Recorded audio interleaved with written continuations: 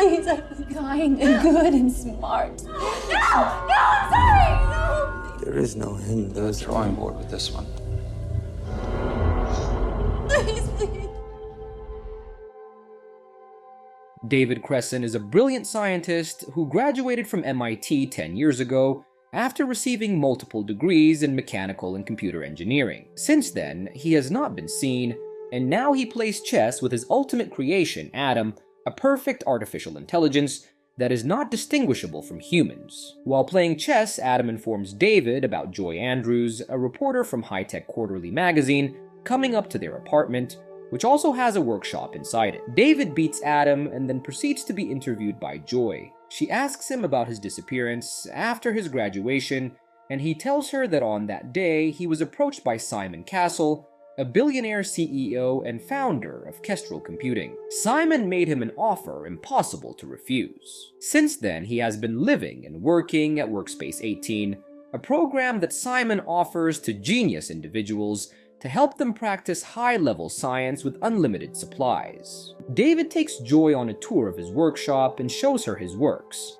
a realistic, durable skin substitute that matches the body temperature, a very light femur, and an artificial eye that can be connected to a computer and display an image similar to the human eye, were all very intriguing to her since Joy used to study robotics. She was also shocked to hear from David that Castle informed him about her unfinished dissertation topic. Although she was impressed with David's innovation, Joy asked him why she needed a full week to interview him if this was all he had to offer. Then David takes her to see Adam. She didn't want to speak with Adam at first, but David insisted he talk to him and left her to it. Joy asks Adam about some robotics questions, and he answers them perfectly, but he can't understand her when adds humor to her conversion. So she goes back to David and confronts him about what is wrong with Adam. David tells her that Adam is an artificial intelligence he created, and points out her failure to recognize it despite having studied robotics. Back home, Joy speaks to her boss and tells him that she felt ridiculed by David's mention of her failed doctorate. Although she doesn't like the attitude of David, she is intrigued by Adam. She tells her boss about how she couldn't identify the humanoid AI.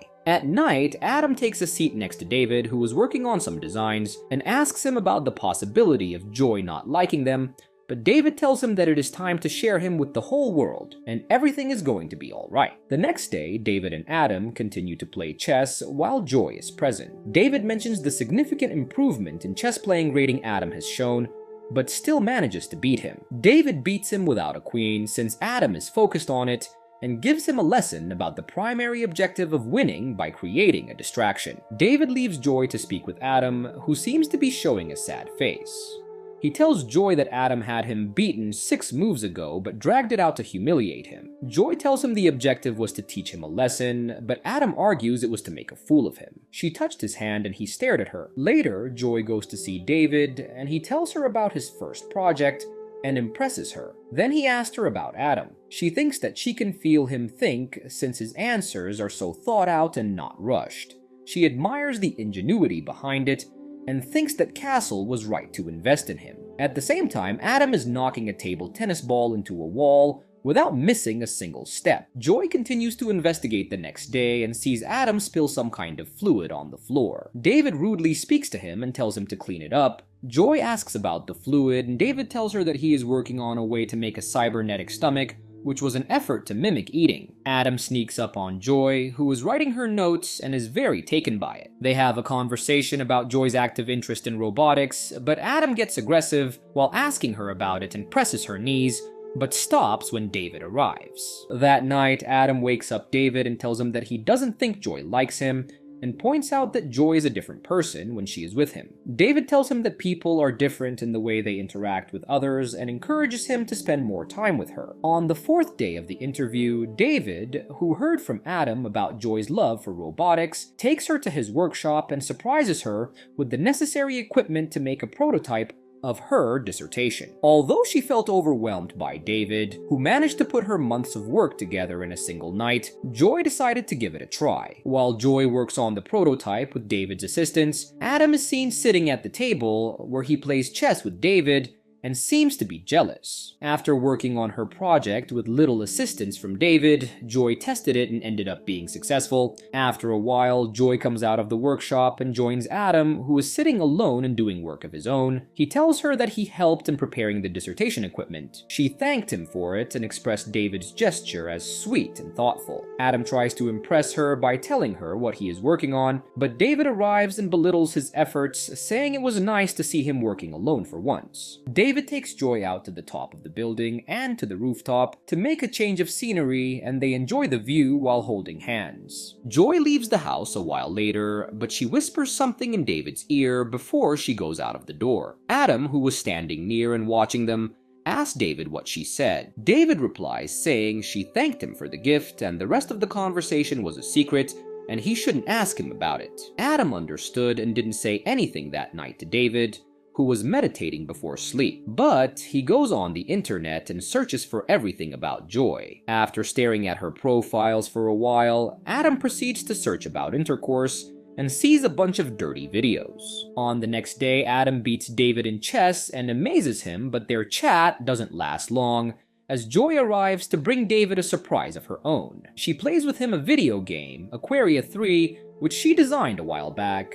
David liked all the designs and appreciated her work. Joy thought about inviting Adam, but David thinks he is not capable of handling the controls, and his skill sets are better suited to practiced movements. Meanwhile, Adam is seen preparing some kind of plastic tube and filling it with a fluid. Joy comes from behind and starts a conversation with him. She admires his ability to focus for long hours, since she can't do it herself. Adam tells her he likes it here, then she asks him about the plastic tube, and he tells her it is a surprise. Joy is impressed by his ability to conceal things. Adam gives her a gift, the artificial eye, which is connected to a camera. She refuses initially, but Adam tells her to take it since it is only a prototype. Joy thanks him and gives him a hug, which Adam seems to enjoy. After Joy leaves, she goes back home and keeps working on her paper at night, while Adam is seen spying on her with the artificial eye he gave her. He pauses the video on his computer on the part that she shows when she's about to take her underwear off.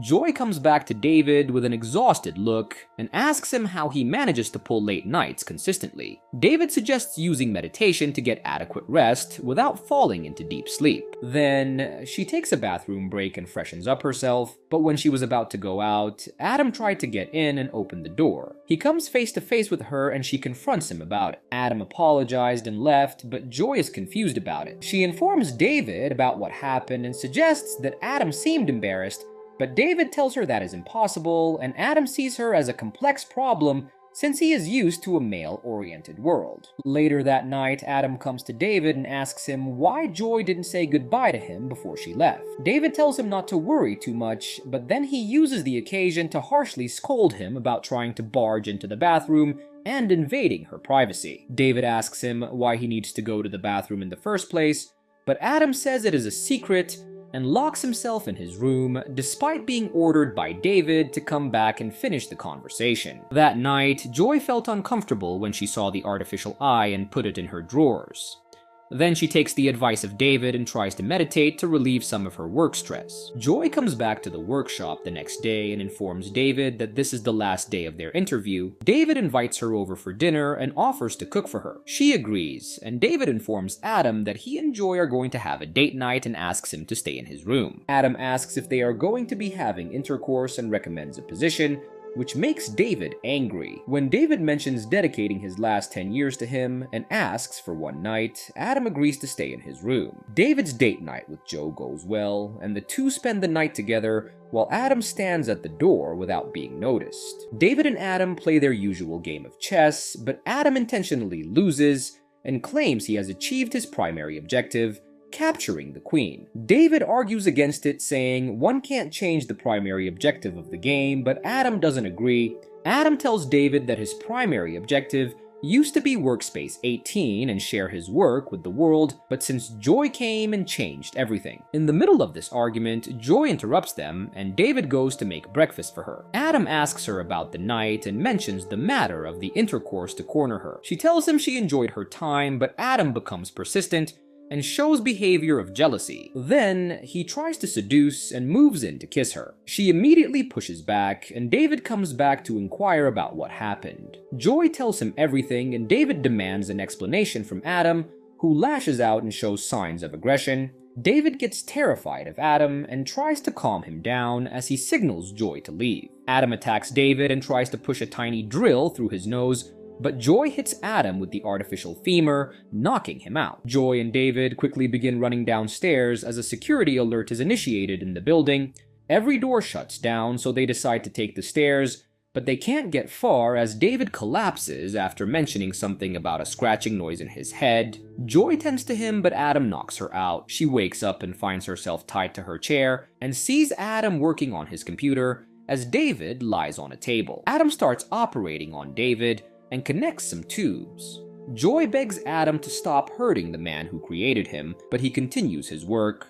Joy cries and tells Adam that she loves David, but Adam responds by saying that she doesn't know him. Adam then mentions there was no David, but only him, and asks her if she loves him, but Joy disgustedly denies ever having feelings for him. Adam ruthlessly sticks a camera inside David and pulls out a microchip from inside him. Joy kept crying, but she became dead silent when Adam revealed his surprise. The tube filled with fluids was in fact a prototype for the male private part. Joy falls into a dead silence when she realizes that her boyfriend, whom she slept with the previous night, was the artificial intelligence. Adam, who has been acting as a robot, introduces himself as David Cresson and calls her test subject 4. A few days later, David, formerly known as Adam, is seen in a meeting with Simon Castle, who has been watching everything from the day Joy arrived till now in his security cameras, applauds David for his dedication, and assures him that Joy won't be a problem since they have a confidentiality agreement. As Castle makes a call to the NSA about the artificial intelligence, David stares at the photo of Joy. In the post-credit scene, Joy is seen taking a pregnancy test and gets scared when she sees the result.